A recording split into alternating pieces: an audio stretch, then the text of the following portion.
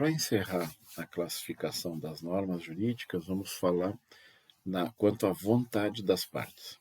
A primeira delas, normas taxativas ou cogentes, como o nome diz, né? Taxativa praticamente não tem tradução, né? É uma norma taxativa mesmo, eu não estou, né? É impositiva nesse sentido.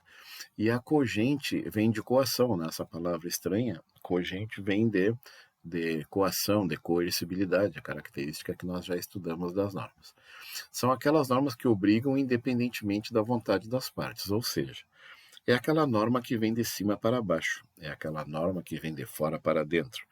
Eu não vou te perguntar se tu gostou da norma, se tu quer cumprir a norma. A norma é obrigatória, tu é obrigado a cumprir dura lex sed lex, tá certo?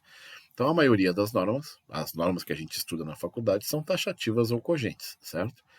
As dispositivas ou supletivas são aquelas que podem ser estabelecidas pelas partes, desde que não desrespeitem as taxativas. Por que chamar de dispositivas? Dispositivas porque elas estão à nossa disposição, certo? É isso. Então ela só existe se tu quiser. É o caso daquele, como tu bota lá no marca, lá no aplicativo, li, concordo, li, aceito, né? Tu não é obrigado a cumprir aquela norma, mas se tu concordar, a norma vai valer para ti. Tu não é obrigado a casar, né? Mas se tu casar, a norma vai valer para ti. Então ela fica à tua disposição, tá certo? Ou supletiva. A palavra supletiva, né, vem de suplemento, né? Para quem faz ginástica e para quem toma, né, aquele whey, aquelas coisas, suplemento alimentar, né? O que é supletivo, suplemento? É aquilo que completa, né? Que completa o que? A taxativa. Então, por que tu toma suplemento alimentar? Porque a tua alimentação, a tua dieta não traz a quantidade suficiente de componentes que tu precisa para o teu objetivo lá de ter uma musculatura maior, menos gordura, aquela coisa toda, certo? Então tu vai lá e toma um suplemento, tá certo? Então aqui suplemento das leis. As leis no Brasil não tratam de tudo. Então tu vai lá e cria uma norma que suplementa, tá certo? E ela são as mesmas. O exemplo das normas dispositivas ou supletivas são as individualizadas, que a gente já falou aqui, ó.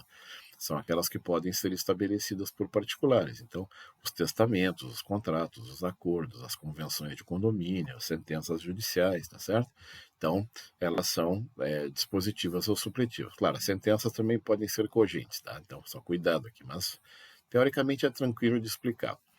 E aqui, quanto à forma, nem precisa explicar, né? Nós temos as normas escritas e as normas não escritas, certo?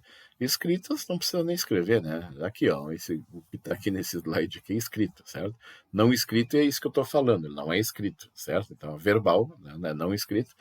Mas a maioria das normas não escritas são aquelas normas baseadas em costumes, e aí elas recebem um nome, esse aqui é um nome, né? De juridiquês, né?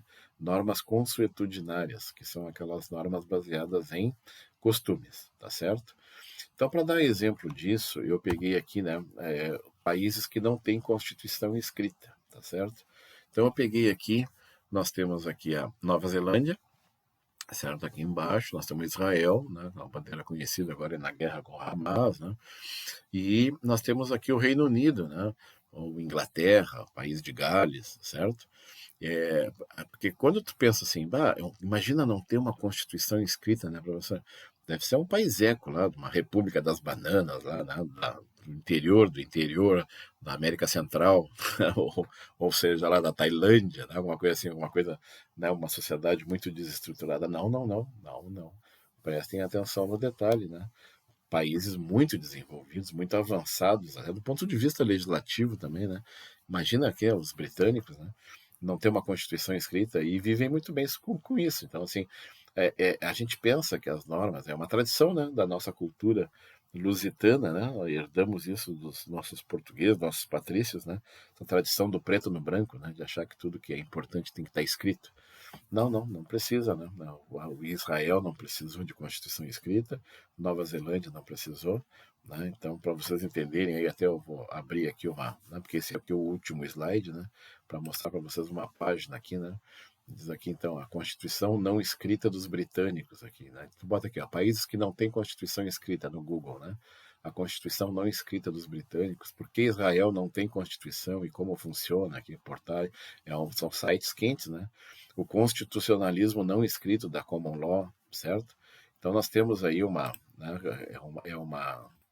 assim, uma realidade conhecida e assumida. Eu trago para vocês porque é um exemplo que a gente pode pensar assim, mas norma não escrita é raro. Não, não, norma não escrita é muito mais comum do que a gente possa imaginar. E os próprios costumes, né, são muito relevantes, né, também no estudo do direito, tá certo? Mas a nossa tradição lusitana, como falei, né, prima sempre pela norma escrita. E é a característica, e as normas que a gente estuda na faculdade, tudo, tá certo? Então, essa é a classificação das normas jurídicas que a gente conclui aqui. Muito obrigado pela atenção.